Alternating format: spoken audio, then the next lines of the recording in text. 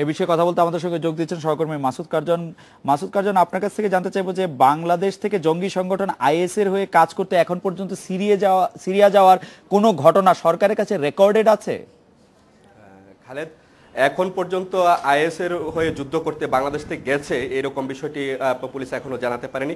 তো বেশ কিছু যুবককে আজকে যে গ্রেপ্তার হয়েছে ইবনে হামদান, তিনি বেশ কিছু যুবককে কিন্তু মোটিভেটেড করেছিল, তারা প্রস্তুতি নিচ্ছিল তারা সিরিয়ায় যাওয়ার জন্য, আইএস এর হয়ে যুদ্ধ করার জন্য। তারা আগেই গ্রেপ্তার হয়েছে এবং ইবনে হামদান কিন্তু গত ফেব্রুয়ারি মাস থেকে ঢাকায় অবস্থান করে তার বেশ কিছু তৎপরতাও চালাচ্ছিল ফেসবুকে, অনলাইনে বিভিন্নভাবে সে কথিত যে মুজাহিদ বা তার কর্মী সংগ্রহের জন্য চেষ্টা করে যাচ্ছিল এবং একটা বড় অংশকে, বেশ কয়েকজনকে সে কিন্তু মোটিভেট করতে পেরেছিল এবং তারা কিন্তু প্রস্তুতি নিচ্ছিল।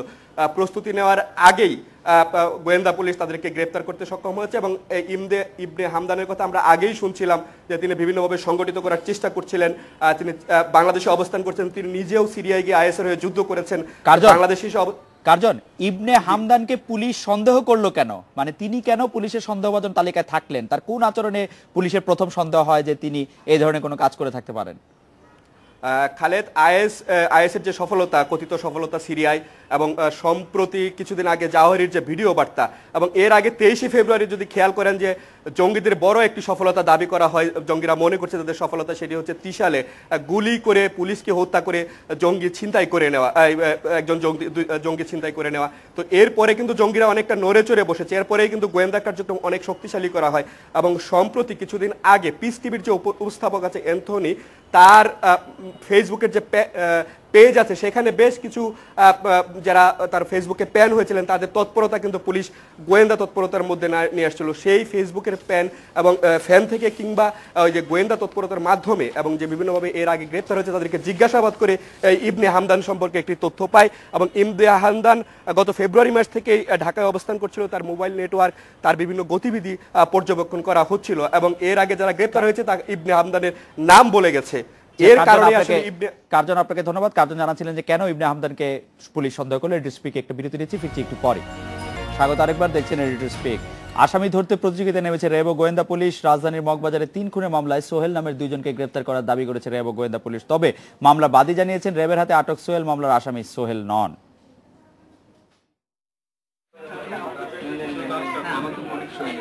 মগবাজারে 3 খুনের মামলার এজাহারভুক্ত 10 নম্বর আসামি সোহেল খান। হত্যাকাণ্ডের পরপরই তাকে গ্রেপ্তার করে গোয়েন্দা পুলিশ। এই সোহেল এখন কারাগারে, কিন্তু হত্যার প্রায় 1 মাস পর 10 নম্বর আসামি সোহেলকে গ্রেপ্তারের দাবি করে র্যাবও। গোয়েন্দা পুলিশের হাতে গ্রেপ্তার হওয়া সোহেল আর র্যাবের হাতে গ্রেপ্তার হওয়া সোহেলের ঠিকানাও এক, কিন্তু মানুষ দুজন। তবে র্যাবের হাতে গ্রেপ্তার সোহেলের পরিবার বলছে তার পুরো নাম জাহিদুল ইসলাম সোহেল। 3 খুনের পরদিন বাড্ডার একটি বাসা থেকে প্রশাসনের লোক পরিচয়ে তাকে তুলে নিয়ে যায় 3 জন, আর 27শে সেপ্টেম্বর তাকে রমনা থানায় হস্তান্তর করে র্যাব। র্যাবে যাই, ডিবিতে যাই, কোথাও আমি আমার হাজব্যান্ডের সন্ধান পাই না, অনেক খোঁজাখুঁজি করি, পাই না। পরে কালকে আমার স্বামীকে র্যাবের সদস্যরা এখানে নিয়ে আসে আমাদের রমনা থানায়। 1 মাস পর আমার স্বামীকে আমি পাই। রমনা থানার ভারপ্রাপ্ত কর্মকর্তা জানান, জাহিদুল ইসলাম সোহেল 3 খুন মামলার আসামি সোহেল নন বলে মৌখিকভাবে জানিয়েছেন মামলার বাদী কালাচান। আর মামলার তদারকি কর্মকর্তা গোয়েন্দা পুলিশের উপকমিশনার কৃষ্ণপদ রায় জানান, সংশ্লিষ্টতা না পাওয়ায় এই মামলায় গ্রেপ্তার দেখানো হয়নি তাকে। Nadim Mahmud, independent news, Dhaka. এ বিষয়ে কথা বলতে আমাদের সঙ্গে যোগ দিচ্ছেন ঢাকা মহানগর গোয়েন্দা পুলিশের উপকমিশনার কৃষ্ণপদ রায়। জনাব কৃষ্ণপদ রায়, আমরা 2 জন সোহেলকে বন্দী হওয়ার প্রতিবেদনটি দেখলাম, আপনিও নিশ্চয়ই দেখেছেন। আমরা প্রথমেই আপনার কাছে যেটি জানতে চাইব যে পুলিশের বনেদি বাহিনী র্যাবের সাথে, বিশেষ করে ঢাকায় কর্মরত র্যাবের সাথে ঢাকা মহানগর পুলিশের সম্পর্ক এখন কেমন? কাজের সমন্বয় ঠিকঠাক চলছে? দেখুন, সমন্বয় কিংবা কাজের ব্যাপারে যদি বলেন তো আমি বলবো যে আমাদের মধ্যে ভালোই সমন্বয় আছে, আমরা কাজ করছি এবং উভয়েরই যৌথ একটা যে মিশন সেটা হচ্ছে আইন শৃঙ্খলা রক্ষা করা এবং অপরাধীদের আইনের আওতায় নিয়ে আসা। তো সেই লক্ষ্যে আমরা কাজ করে যাচ্ছি বলেই আমি বিশ্বাস করি। কিন্তু 2 জন করে আসামি গ্রেপ্তার হচ্ছে একই নামের। দেখুন, সেটা একটা বিভ্রান্তি সৃষ্টি হয়েছে। আমরা এই গত 29 তারিখে মামলা রুজুর পর দুইজন আসামিকে ধরেছিলাম, দুজনই এফআইআর নামীয় আসামি। একজনের নাম ফারুক হোসেন আর একজন হচ্ছে সোহেল খান। সেই সোহেল ইতিমধ্যে গ্রেপ্তার হয়েছে। সম্প্রতি গতকাল কিংবা গত পরশু র্যাব কর্তৃক গ্রেপ্তার হয়েছে 6 জন আসামি, যাদেরকে রমনা থানায় হস্তান্তর করা হয়েছে। আমরা জানতে পেরেছি সেখানেও সোহেল নামে একজন আছেন। তো আমরা যাচাই বাছাই করে দেখেছি যে এফআইআর যে বর্ণিত সোহেল কিংবা বাদী যে সোহেলকে চিহ্নিত করেছেন, সেই সোহেল র্যাব কর্তৃক গ্রেপ্তারকৃত সোহেল একই ব্যক্তি নন। তো পরিশেষে আমরা র্যাব কর্তৃক গ্রেপ্তারকৃত সোহেলকে এই মামলায় শোন অ্যারেস্ট করিনি এবং সঙ্গত কারণে এই মামলায় সংশ্লিষ্টতা আমরা তদন্তে পাইনি। জনাব কৃষ্ণপদ রায়, যে মগবাজারের যে 3 খুনের আসামি শাহ আলম খন্দকার ওরফে কালাবাবুর উদাহরণটি যদি আমরা সামনে নিয়ে আসি, কালাবাবু গ্রেফতার হওয়ার পরে গোয়েন্দা পুলিশের সঙ্গে বন্দুক যুদ্ধে নিহত হয়েছেন বলে পুলিশ দাবি করেছিল। গত পরশু এই 3 খুনের ঘটনায় আরো 4 জনকে গ্রেফতার করেছে র্যাব। এই কালাবাবু ও বা তার সংশ্লিষ্টদের বা ওই 3 খুনকে কেন্দ্র করে আসলে পুলিশের কয়টি শাখা কাজ করছে বা পুলিশের কি বাহিনী কাজ করছে?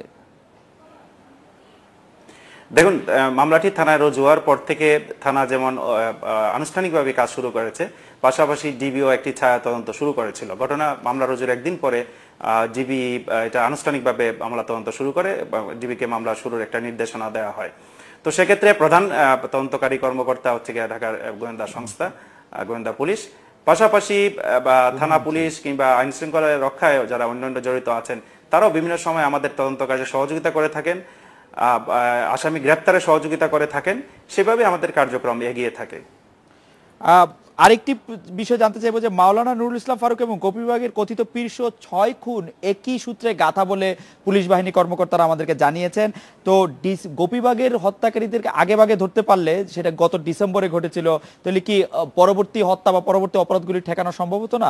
আপনারা যদি জানতেনই যে একই সূত্রে গাথা বা একই রকম অপরাধ কর্ম, তাহলে সেটি ঠেকানো যাচ্ছে না কেন, জনাব কৃষ্ণপদ রায়? দেখুন, সব তথ্য যে আমরা শুরুতেই পেয়ে যাই এমন না। তদন্ত শুরুতেই কিছু তথ্য পাওয়া যায়, আবার তদন্ত চলাকালেও আমরা অনেক তদন্ত আমাদের কাছে আসে। তবে আপনি যেটা বলেছেন যে একটি ঘটনা যদি আমরা উদ্ঘাটন করতে পারতাম আর একটি ঘটনা হয়তো ঘটতো না, সাধারণভাবে মানুষের পারসেপশন এটাই, এবং আমরা সেই লক্ষ্যেই কাজ করে থাকি। এবং সাধারণভাবে এই অপরাধীরা শাস্তির আওতায় চলে আসলে অন্য অপরাধীর নিরুৎসাহিত হয়, কিন্তু আরেকটি ঘটতো কি ঘটতো না সেটি শতভাগ বলা খুব মুশকিল। আর আমরা যে কাজ করছি সব কাজে আমাদের সফলতা আসছে সেটা আমি বলবো না, আমরা বেশিরভাগ কাজে সফল হয়েছি।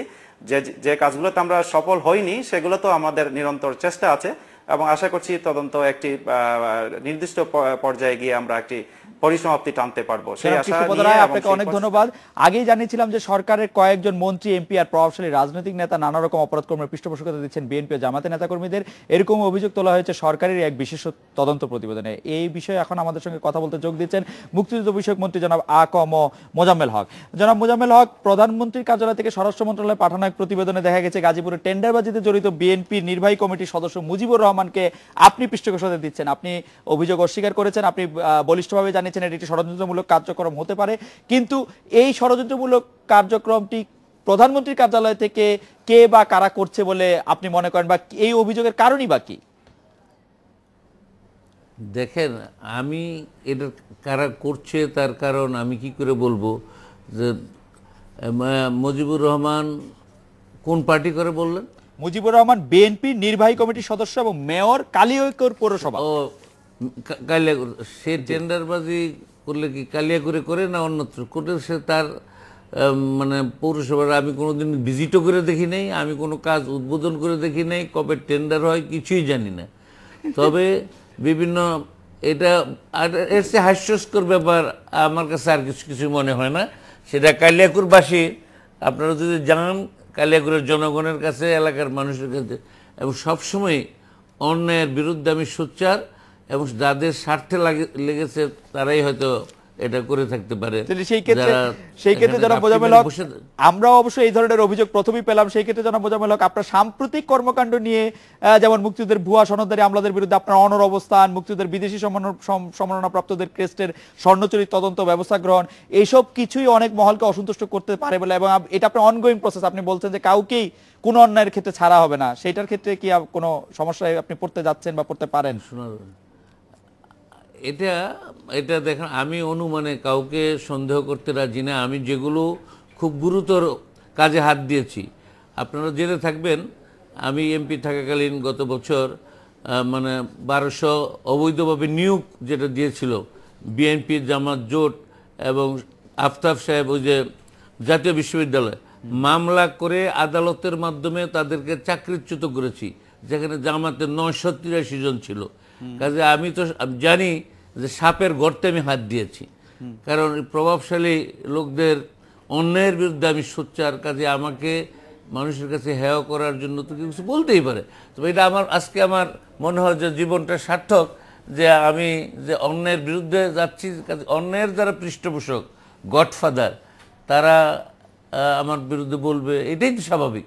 এটাকে আমাকে কিন্তু নিরাশ করেনি, আমাকে বরঞ্চ উৎসাহ জুগিয়েছে যে আমি যেন আরও ভবিষ্যতে অন্যায়ের বিরুদ্ধে এমনিভাবে অনড় থাকতে পারি। জনাব মোজাম্মেল হক, আপনি আমাদের অভিনন্দন জানবেন, কিন্তু একটি প্রশ্ন আপনাকে করতেই হচ্ছে যে মুক্তিযুদ্ধের ভুয়া সনদধারী আমলাদের বিরুদ্ধে আপনি যথাযথ ব্যবস্থা নিয়েছেন, কিন্তু জনপ্রশাসন মন্ত্রণালয় এখনো নীরব। মুক্তিযুদ্ধের যারা ভুয়া সনদ বলা হয়েছে তারা এখনো কাজ করে যাচ্ছেন, এই বিষয়ে আপনার মন্তব্য কি? না, এটা নেহায়াতি জনপ্রশাসন মন্ত্রণালয়ের দায়িত্ব, এটা ওনারাই ভালো বলতে পারবেন। এ ব্যাপারে আমি তো বলতে পারছি। তবে আমার এই প্রচেষ্টা অব্যাহত আছে। গত 20 বছরে প্রায় 40,000-এর উপরে মানে নিয়ম বহির্ভূতভাবে সার্টিফিকেট নেওয়া হয়েছে। কাজে সেই 40,000 লোকের মধ্যেই কিন্তু আমি হাত দিয়েছি। যারা নিয়ম বহির্ভূতভাবে যারা তালিকাভুক্ত হয়েছে, ইনশাল্লাহ সবাইকে মানে আমরা তার বিরুদ্ধে ব্যবস্থা নিব, এবং যেখানে দুর্নীতি সেখানেই আমি সোচ্চার। কাজে জনগণকে আমি সাক্ষী মানলাম, কালিয়াকৈরবাসীকে সাক্ষী মানুন। দেখেন সেখানে কোনো মিল, কল কারখানা, জায়গা জমি দুর্বৃত্তায়ন, বরঞ্চ আমি বলিষ্ঠভাবে বলতে পারি যে গত সপ্তাহে আমার দলের লোকও অন্যায় করেছে, আমি প্রচণ্ডভাবে বিরোধিতা করেছি যে না, তাকে ছাড়া যাবে না, সে হত্যাকাণ্ডের সাথে জড়িত, সেটা আমি করেছি অনেকের বাধার মুখে। কাজে আমি ওই সৎ সাহস নিয়ে আছি। গত 40 বছর ধরে আমি জনপ্রতিনিধি। আমার একটাই সম্বল, অর্থবিত্ত আমার সম্বল না, আমার ন্যায় নিষ্ঠা, সততা, মানুষকে ভালোবাসা, এই সম্বল নিয়ে আমি আছি, এর উপরে দাঁড়িয়ে আছি। ইনশাল্লাহ এটা নিয়ে এগিয়ে যাব। আমি আপনাদের এবং জাতির সকলের দোয়া প্রার্থী। এবং আপনি বলছিলেন যে আপনি জানেন যে এর জন্য আপনার সাপের গর্তেও হাত দিতে হয়েছে। আপনি নিশ্চয়ই নিরাপদ থাকবেন, এবং আপনি এরকমই জি আমি দোয়া চাই যাতে মানে আল্লাহ তাআলা আমার সহায় থাকেন। জনাব আকরাম মোজাম্মেল হক জানাচ্ছিলেন যে তিনি কিভাবে সাপের গর্তে হাত দিচ্ছেন। এডিটর স্পিক এবার একটা বিরতি নিচ্ছি, ফিরছি একটু পরে।